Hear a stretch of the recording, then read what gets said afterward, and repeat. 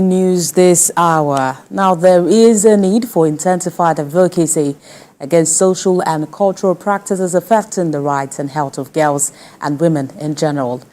Executive Director of Initiative for Girls' Rights and Health Development, Oyo Gov, stated this in Ile-Ife on sensitization towards ending female genital mutilation. We have details in this report. For International Women's Day, Oyo Gov 6. The press conference is part of events commemorating the 2024 International Women's Day. Oyo Gov seeks collaboration with governments at all levels to end female genital mutilation.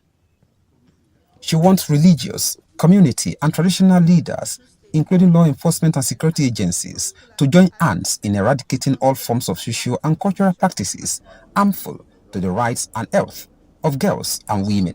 That girls are born perfect, and that the End FGM Caravan is something that will be happening in 15 countries, and this press conference is to make it known on International Women's Day 2024 that we're going to work together to end female genital mutilation because our girls are born perfect and there is no need to tamper, with the clitoris for any reason. So I want to wish everyone happy International Women's Day. Let's keep working together to end forms of sexual and gender-based violence, forms of harmful practices, and ensure that we have a safe, and better world for women and girls. An initiative tagged End FGM Caravan, designed to inspire radical inclusion of all categories of End FGM movements on sensitization and advocacies in various communities, starting from Ile-Ife and later across Osun State and beyond, was also launched. We are coming out as local organizations to amplify the work we do, to amplify, our efforts, to make our voices heard. As a father, I believe that this is a project that every man or father out there will be glad to see. I'm happy for what IG RHD is doing and the people supporting them. This is good. I love the End FGM Caravan. I mean, moving around from one place to another to sensitize the public and make sure that we are informed. Participants and volunteers described the initiative as an eye-opener, promising to amplify the advocacy against FGM. Rafi Hamid, TVC News, Ile-Ife, Osun State. Restating the guidelines on safe abortions in Lagos State will not breed an abuse of the practice. Activists say allowing the guidelines will prevent needless deaths of women, especially teenagers who are victims of incest and rape. Our correspondent, Kemi Foladiemo, has details on this. The protesters, numbering hundreds, mainly women and youth, from about 150 organizations, began the walk from Afari Ogun Street in Ikeja. The initiative is called the Pink Movement, and their bright-colored pink T-shirts resonate the message.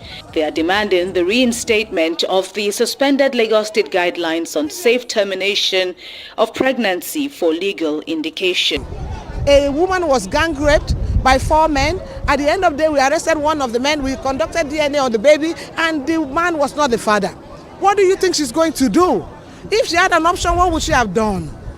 Some of them have committed suicide. We did a case of a lady who eventually went to Majidun to commit suicide. So there are a lot of cases like that, and we are tired.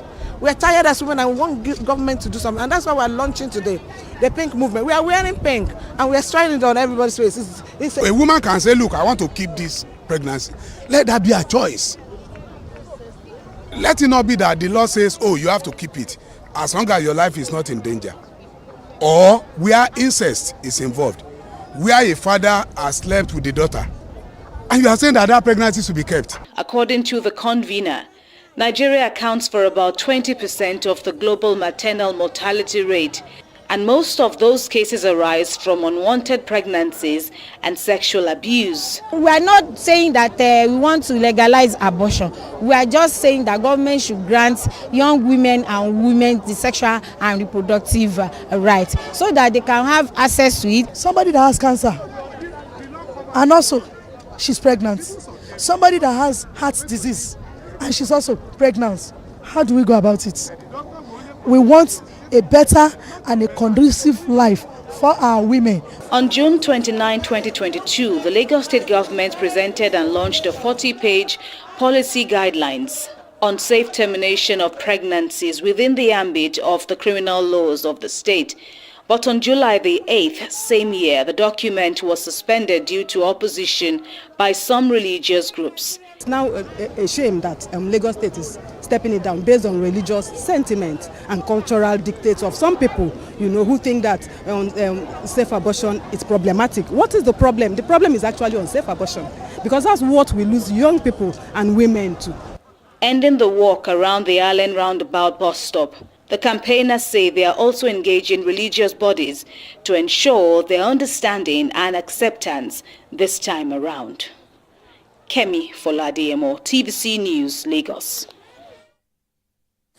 And away from that, the Nigerian Air Force Officers' Wives Association is deepening existing civil military relations in their host communities. The national president of the association, Rukayat Abubakar, spoke at the inauguration and administration of free medical care to over 500 women and children in Enugu State.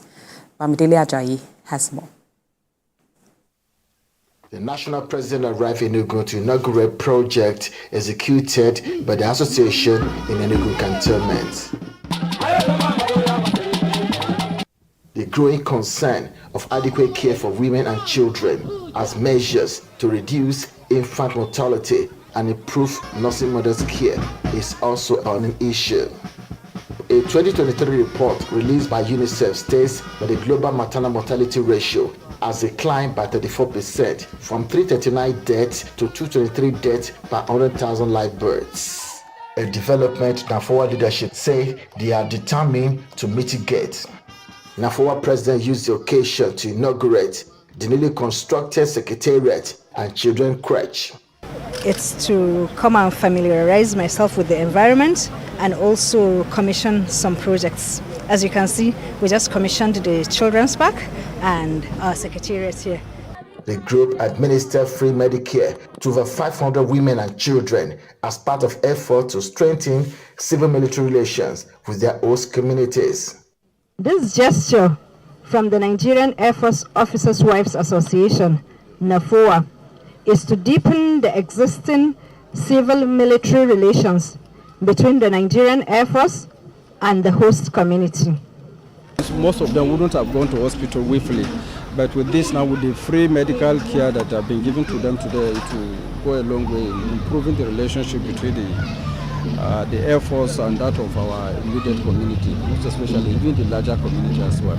High point of the NAFOA International Women's Day celebration was the foundation laying ceremony for Skill Acquisition Center, distribution of food items, and free treated mosquito nets. We are grateful because it's not an easy for this thing because we didn't expect it. And with my insecticide treated nets, which I will use this very rainy season that is coming because of mosquito. Bamidele Ajayi, TVC News Enugu.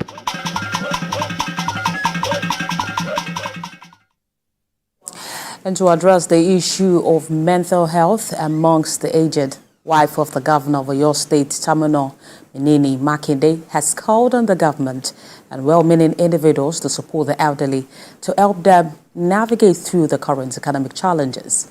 She made this call during an outreach and distribution of food items to retired civil servants in Ibadan. Olaide Oyewole has details on this. Senior citizens, also known as the aged individuals, form a substantial segment of the population in every country. In Nigeria, reports indicate that older persons encounter difficulties in managing the physical and psychosocial aspects of the aging process. This includes a heightened need for medical services and increased economic stress. In response to these concerns, wife of the Oyo State governor organized a medical outreach specifically for senior citizens in the state, particularly retired civil servants, aiming to address their health-related challenges. And I advise the generation that is upcoming. So they still have substance to offer. So the rationale is, how do we keep them healthy, happy, and also create an environment where they can have camaraderie, not lonely. Because some of these people, they are lonely. Medical checkups were conducted by healthcare professionals, followed by the administration of drugs to the elderly based on their medical conditions. We were able to inform them about their conditions, we educated them, and we also counseled them on what to do. We reviewed their drugs. Some that are doing well, we told them the need that they should do. We emphasized on their diet. We also told them to take a lot of water at this crucial time of their life. So I'm happy. Pensioners and the state described the gesture as unprecedented and hopes it is replicated on quarterly basis. The first time in the history of Western region that the wife of any governor in the Western region will find pensioners worthy of being invited to this type of program. We have never had this so good. Past administrations have rendered us useless. But this administration has awakened us, has given us recognition, and has uplifted us. And we are very, very happy. The medical outreach also featured the distribution of food items and cash gifts to the elderly to help them cope with the current economic situation. Olaide Oyewole, TVC News, Ibadan.